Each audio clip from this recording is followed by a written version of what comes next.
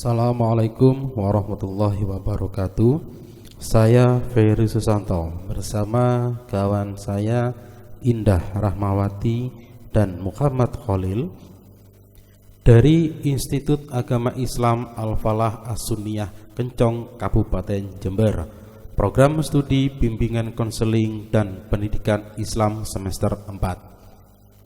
Kali ini kami akan sedikit memaparkan tentang materi etika profesi bimbingan konseling dari mata kuliah Kode Etik Konseling.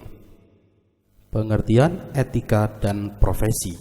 Kata etika dalam bahasa Inggris etis, artinya ilmu pengetahuan tentang asas-asas akhlak, hal tingkah laku dan kesusilaan. Dalam bahasa Yunani kuno disebut ethos, yang berarti timbul dari kebiasaan adalah cabang utama filsafat yang mempelajari nilai atau kualitas yang menjadi studi mengenai standar dan penilaian moral. Arti etika telah banyak dikemukakan beberapa ahli sebagai berikut. Etika adalah bagian dari filsafat yang mengajarkan keseluruhan budi baik dan buruk. Yang kedua, etika adalah filsafat tentang nilai kesusilaan, tentang baik dan buruk, juga merupakan pengetahuan tentang nilai-nilai itu sendiri. Berikutnya, pengertian profesi. Kata profesi diartikan sebagai bidang pekerjaan yang dilandasi pendidikan, keahlian, keterampilan, kejuruan, dan sebagainya. Pendapat lain dikemukakan Jos dalam Daril Kun, profesi adalah pekerjaan yang dilakukan sebagai kegiatan pokok untuk menghasilkan nafkah hidup dan yang mengandalkan keahlian. Mengacu pada arti kata profesi di atas, maka tidak semua pekerjaan dapat dikatakan profesi. Contoh pekerjaan seperti dukun beranak, calo, pengemis, dan sebagainya.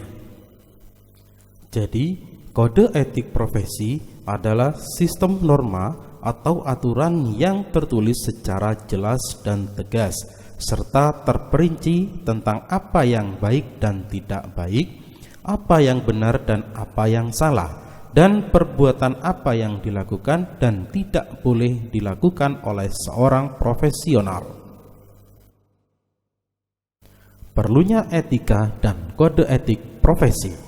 Menurut Van Hoos dan Kotler tahun 1985 dalam Glading 2012 bab 68, ada 3 alasan kode etik profesi diperlukan, yaitu 1. Kode etik melindungi profesi dari pemerintah.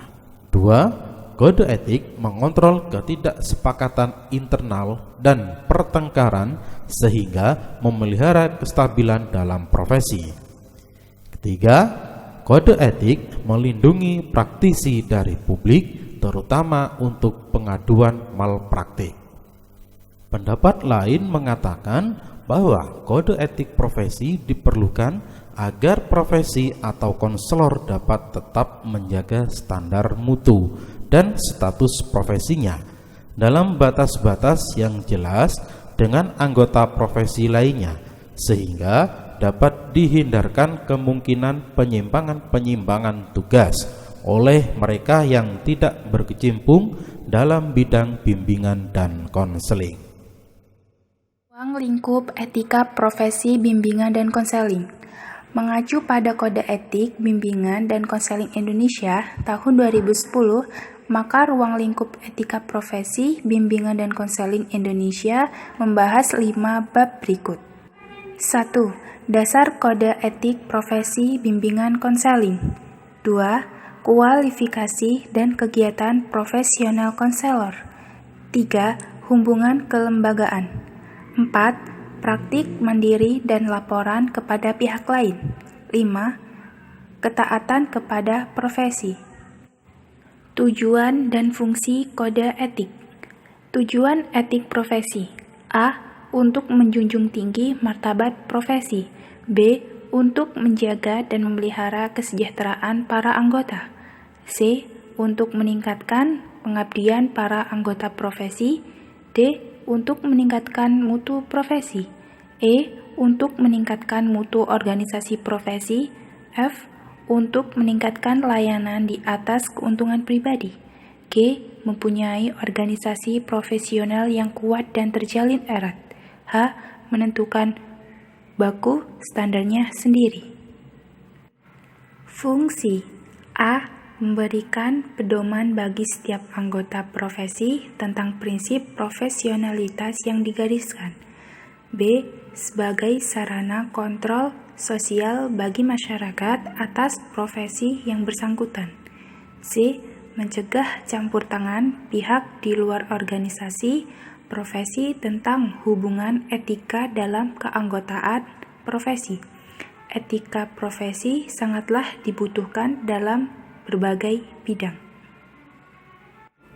Demikian yang bisa kami sampaikan. Kurang dan lebihnya kami mohon maaf yang sebesar-besarnya. Terima kasih atas segala perhatiannya.